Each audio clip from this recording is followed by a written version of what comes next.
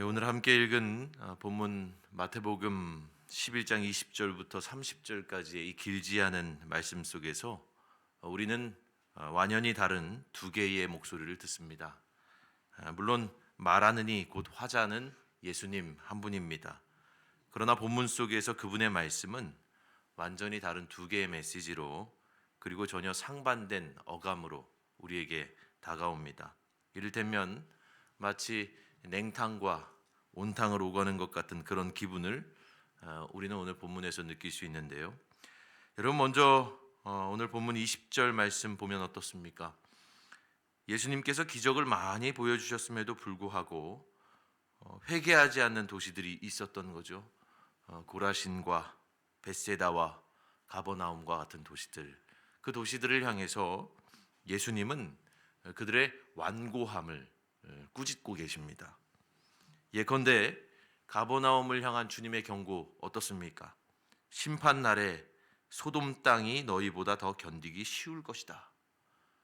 여러분, 소돔이 얼마나 죄가 많은 도시였습니까? 어찌나 타락하고 부패했던지 의로운 사람이 단 10명도 없어서, 그죠? 그래서 유황불의 심판을 면치 못했던 곳이 바로 소돔 아닙니까?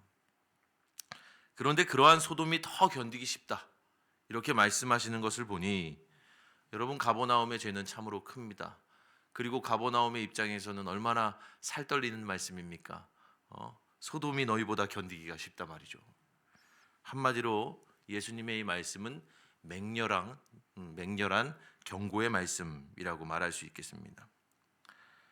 그러니까 우리 각자가 평소에 예수님을 어떻게 이해하든, 예수님을 어떠한 이미지로 우리가 그리고 있든, 또는 예수님을 어떠한 분으로 생각하고 있든지, 오늘 본문 바로 이 경고의 말씀을 통해서 우리가 만나는 예수님은 참 두려운 분이시다. 그렇죠? 당신의 기적을 보고도, 당신의 말씀을 듣고도 회개치 않는 도시, 돌이키지 않는 그곳의 거류민들을 향한 예수님의 맹렬한 경고의 말씀은 그분이 참 두려운 분이라는 사실을 우리로 하여금 상기시켜 줍니다.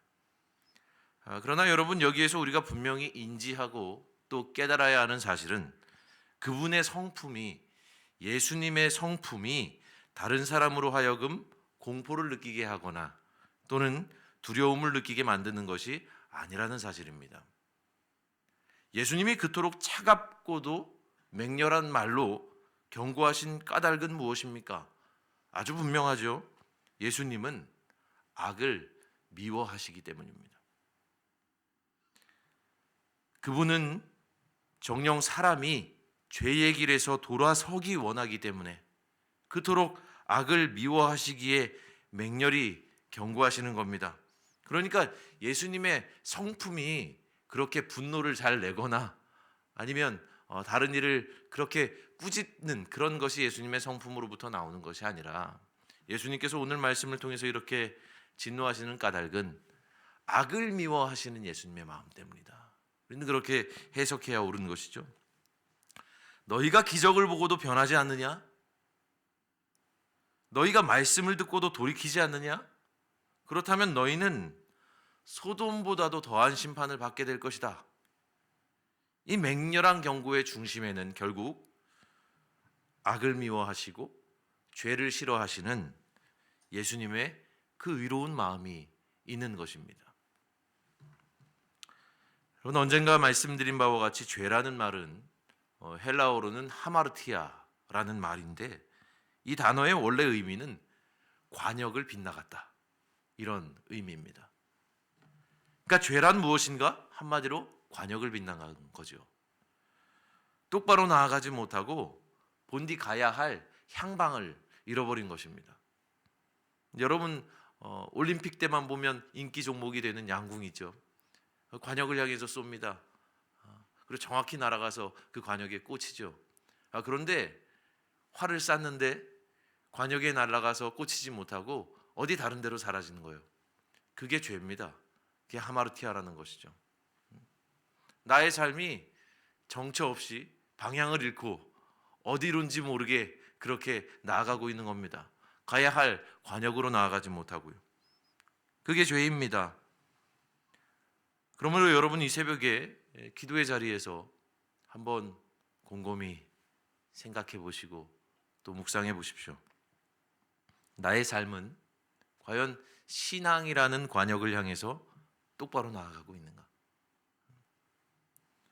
아니면 고라신처럼 벳세다처럼 혹은 가버나움처럼 향방을 잃어버린 채 여전히 잘못된 길을 그렇게 고집할 때가 많지 않은가?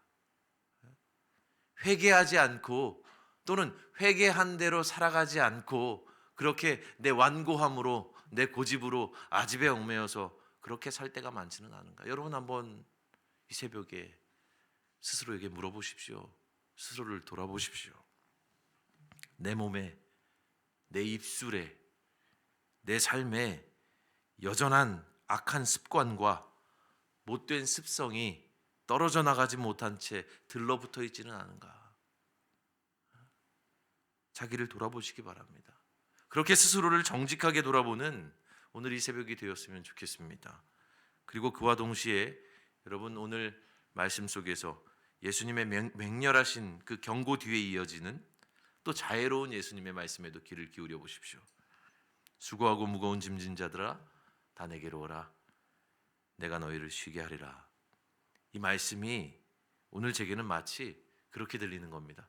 그 검질긴 죄와 악을 자신의 삶에서 떨쳐내기 위해서 애쓰는 이들, 고투하는 이들, 참된 믿음이라는 관역을 향해서 똑바로 나아가기 원해서 늘 자신의 삶 속에서 자기를 돌아보면서 영적으로 점검하고 그렇게 깨어있으려고 노력하는 이들, 그들을 향한 주님의 따스한 초청처럼 느껴지는 겁니다. 야, 수고했다. 너희가 무거운 짐을 지고 그렇게 살아가는구나.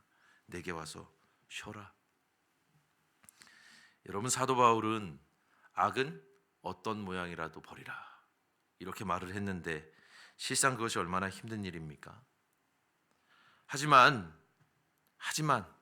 어떤 모양의 악이라도 버리기 위해서 고투하는 이들, 예수님의 말씀대로 살고자 발버둥치는 이들, 믿음의 관역을 향해 온전한 삶을 지향하는 이들, 주님은 그들을 반드시 기억하십니다.